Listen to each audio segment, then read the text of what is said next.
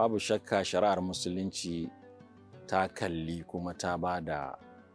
matsayin sahur muhimmanci mai girma sosai. Domin cikin koyarwar ma'aiki sallallahu alaihi wasallama wanda shi Allah maɗaukakin sarki ya aiko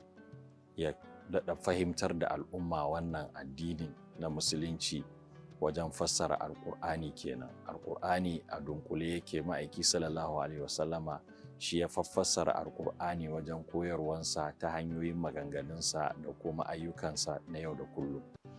Shi yasa aka samu a ayyukan ma'aiki sallallahu alaihi wasallama wajen gudanar da azumi, tabbas ma'aiki sallallahu alaihi wasallama yana yin sahur kuma ya umarci mutane su dinga yin sahur.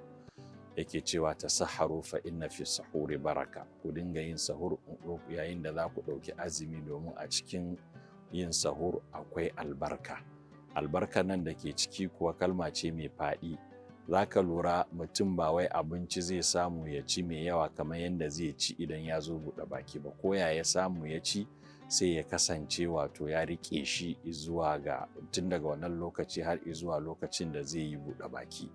Kuma a wani hadisi ya nuna ma'aiki sallallahu alaihi wasallam wani lokaci yakan yi sahur ɗin nema da dabino kawai da ruwa. Shi yasa wani lokaci ma'aiki sallallahu alaihi wasallam ya ce lau anna ahadukum yajra'u jur'ata ma'in, wato ko da mutum ba zai iya cin abinci ba a matsayin sahur, yana iya zuƙar ruwa kawai, jos ya ɗan zuƙi ruwa kaɗan so ɗaya ko so biyu, wannan kaɗai ya ishe shi, a madadin a ce bai tashi kwata-kwata ba ya ci wani abu a lokacin sahur ɗin, domin abu ne mai muhimmanci kuma umarni ne na ma'aiki sallallahu alaihi wasallama. Wala Allah wani ya ce shi yanayin tsarin jikin shi duk sanda ya ci abinci lokacin sahur zai ini wato cikin rashin jin daɗi ko kuma ɓacin ciki, to har kullum la yukallifullahu nafsan illa wus'aha. Allah maɗaukakin sarki bai taɓa zartas ko kuma da saukar da wani hukunci na addini wanda zai ba rai ba za ta iya ɗauka ba. Kullum a musulunci akwai wato yanayi da ake ba wa kowa damar yanda zai gudanar da addinin nashi wato cikin sauƙi kuma yadda zai kasance karɓaɓɓe a gurin Ubangiji Allah Ta'ala. Idan aka sami irin wannan nau'i na mutane wanda su cin abinci lokacin sahur yana ɓata musu ciki, to ai kaga sai mu koma wancan hadisin ma'aiki sallallahu alaihi wasallama da ya ce in mutum ba zai iya cin wani abu a lokacin sahur ba, to ko ruwa ya samu ya sha koko ya zuƙi ruwa, wannan ya isar masa a madadin abincin da zai ci lokacin sahur. To kaga kenan ba zai yiwu a ce mutum in ya sha ruwa zai bata mishi ciki ba, ko zai ruɗa mishi ciki, ko zai sa shi a cikin wani yanayi.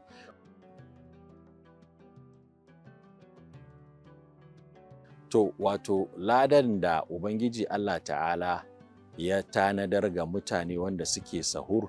to kaga duk wanda baya sahur cewa wannan lada ya sarayarwa da kanshi kenan. Kuma har kullum a rayuwar musulunci so ake mutum ya ƙoƙarin tara wa kanshi lada domin mizanin shi ranar gobe kiyama ya kasance yana da nauyi. To irin wannan wanda mutane da suka zaɓan wa kansu su ba za su yin sahur ba, kaga sun sarayarwa kansu wannan lada, kuma sun sarayarwa da kansu koyarwar ma'aiki sallallahu alaihi wasallama da umarnin ma'aiki sallallahu alaihi wasallama da ya ce tasahharu fa inna fi sahuri baraka, ku dinga yin sahur. Ai kaga kalmar tana